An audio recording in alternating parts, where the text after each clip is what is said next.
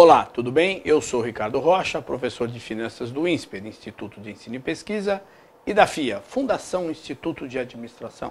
Estamos de volta com Investimento em Pauta, um programa feito para você, internauta, trazendo assuntos importantes e pessoas importantes para falar sobre economia, finanças, mercado de capitais, enfim, tudo aquilo que você precisa para ajudá-lo na sua gestão pessoal ou profissional.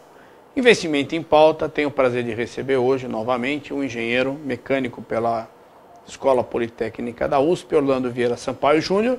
Orlando é especializado em derivativos pela Bolsa de Mercadorias e Futuros e é professor de Finanças Internacionais da SPM e de Risco de Mercado da FIA, Fundação Instituto de Administração, profissional com 15 anos de experiência em ações financeiras e consultorias sempre na área de riscos financeiros. Olá, Orlando, tudo bem? Agradeço novamente aí você. Tudo bem, Ricardo. Eu que agradeço pelo convite. Orlando, nós temos muitos internautas que têm mandado sugestão de pauta para a gente falar sobre Basileia, né? Então achei importante convidá-lo novamente.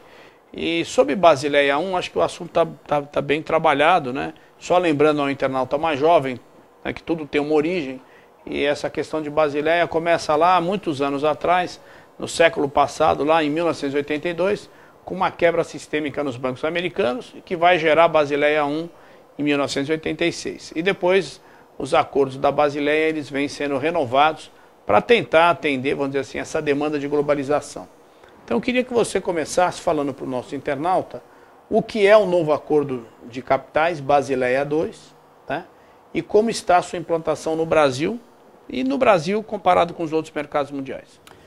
Veja bem, Ricardo, o novo acordo de capitais, que é conhecido como Basileia 2, ele é um acordo entre reguladores de vários países ao redor do mundo, né?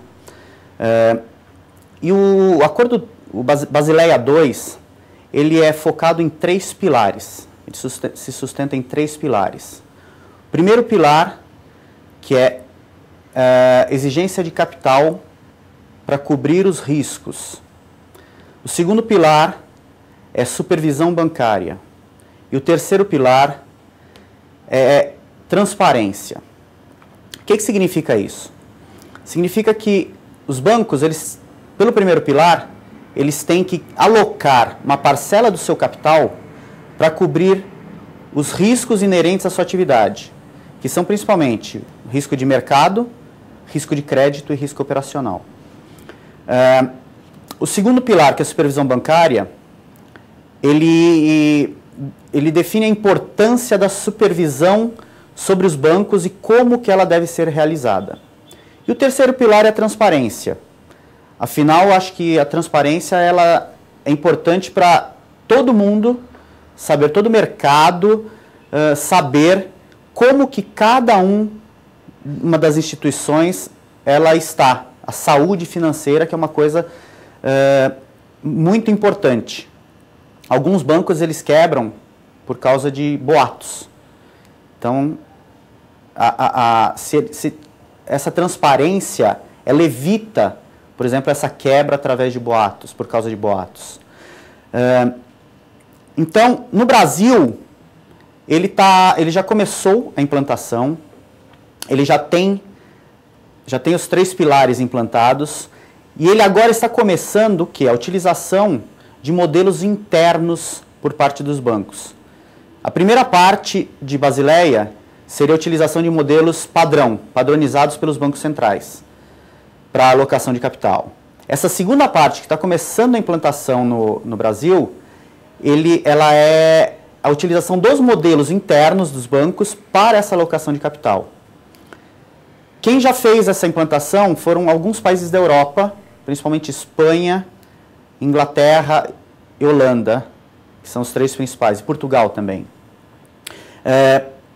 E o Brasil está logo atrás deles, ou seja, ele está na frente dos outros países.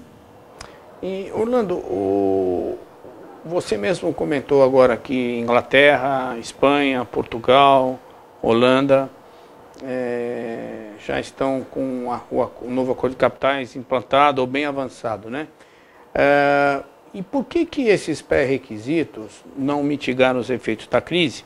E dois exemplos agora que você mencionou, recentes, né, que são alvos de boato aí, Portugal e Espanha, né? Quer dizer, mesmo com o sistema financeiro preparado, ele não foi suficiente o acordo para evitar esse tipo de questão? Sim, o acordo, ele, apesar de estar implantado, ele não tem um histórico muito grande. Então, pela época da crise, em 2008, ele estava terminando de ser implantado. Então, o que acontecia? Era uma coisa nova e não se tinha experiência com o acordo, né? Com as consequências dele.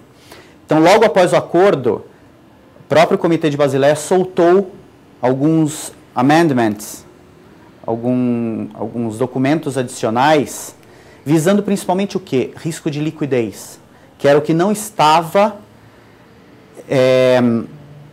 contemplado inicialmente. Porém, o risco de liquidez foi a principal causa da crise de 2008.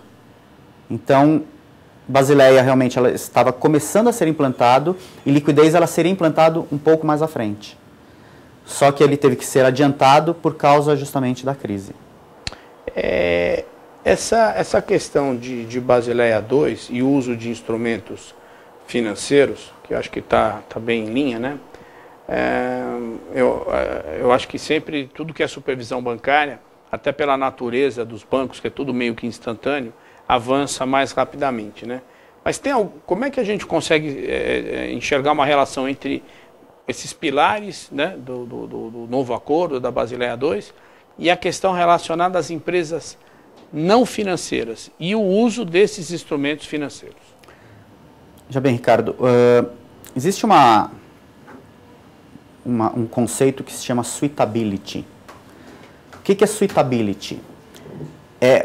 O banco ou qualquer outra empresa, ela oferecer para o cliente aquilo que é adequado a ele. Então, os bancos centrais eles começaram a se concentrar justamente para evitar por exemplo, essas perdas que ocorreram em empresas não financeiras.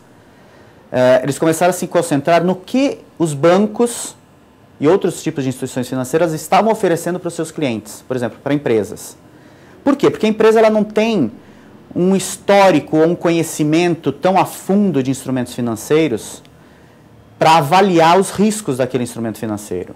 O banco ele sabe qual que é o risco daquele instrumento financeiro, mas a empresa que está comprando aquilo não sabe. Então, os bancos centrais, os reguladores, eles começaram a se concentrar no que se chama suitability, ou seja, a venda adequada de instrumentos financeiros.